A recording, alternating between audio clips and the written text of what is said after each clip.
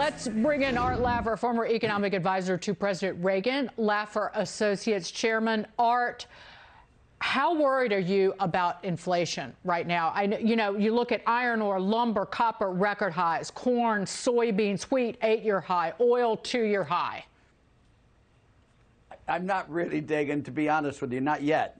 But I thought it was really funny that how could you shrink a pint? That's the measuring stick. I don't know how they do that, but they can put smaller amounts in the package, but they can't call it a pint, can they? All right, Mr. Economist, it's a pint container, but it has less than a pint of my ice cream in it. So it's, so there you go. That's my explanation. Well, it's sort of like Robbie Burns. Remember the Robbie Burns one was good gifts come in small bundles. And that's what I guess maybe they're doing the diet fad for the country, or what are they so doing? why aren't you worried about persistent inflation, Art? Because I don't see interest rates rising, Diggin, to be very simple, and I don't see gold prices rising. And when markets start anticipating inflation, the first thing that goes is gold. The second thing that goes is interest rates. There are other indicators as well. I talk to a lot of people who say the same thing as your reporter did. I mean, there's a huge increase in raw material prices and all that.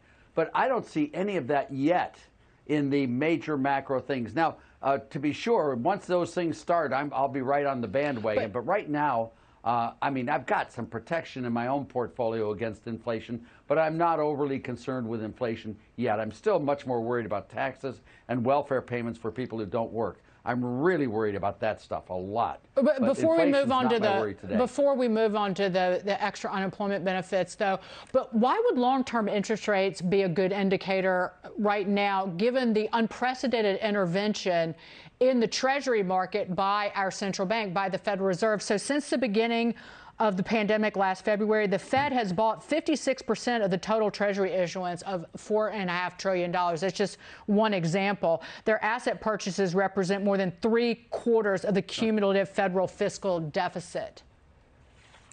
Yeah, let me just first say, how can you can make a lot of money if inflation's going to be here, yet interest rates don't rise, because you can go do the short and the double, the TBT, and make a lot of money, because at some stage interest rates will rise. Now, that's my protection. I've got a little bit of a protection in that.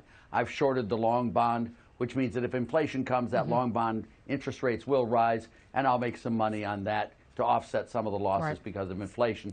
I mean, that's true. Now, on the Fed thing, just on the Fed has purchased $5 trillion of thereabouts of government bonds, which yield them about 50 basis points. So they bought that. That's on their balance sheet as an asset. They've also borrowed the money from member banks. That's the liability, which is also $5 trillion at 50 basis points payment to those banks. So if you put the two of those together, I borrow $50 trillion from my left pocket and I lend $50 trillion to my right pocket, both with the same interest rates. I have a hard time seeing how that does anything specific in the economy. It's just a wash transaction. So now we have so much liquidity in the system anyway that a little bit more, a little bit less is not going to make any difference to my way of thinking. No one's even close to the required reserves in this thing. We have reserves way over the requirements. So there is no constraint once inflation starts. I'll grant you that.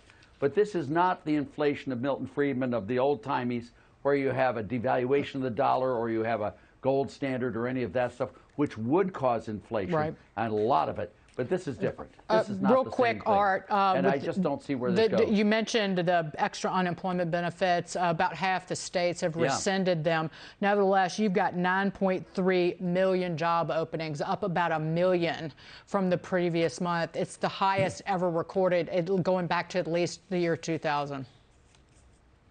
Yeah, it's amazing, and you're paying people not to work. Why would you do that when they can get a good job and get paid for it? Now, there may be some mismatches in all of that, Dagan. I'm not sure how that fits out by state or by location or by profession, but still, 9.3 million job openings is a lot of job openings, and there are people sitting there taking unemployment benefits and not filling those jobs. Much better that you don't do the unemployment benefits and you do have them fill the jobs, and I fully support the 23 states that have not accepted those unemployment benefits. I think they're just wonderful. They're heroes in this world. To quote Dana Perino and my father, there's honor and dignity in work. Art Laffer. Thank you very much. That's so true, Dagan. It's so true. And when I'm not working on the weekends, my father worries I'm going to get fired. So he wants me to be working 7 days a week. Why are you at work? I'm like, it's Sunday afternoon, Dad. Art, great to see you. Thank you so much. Good to see you.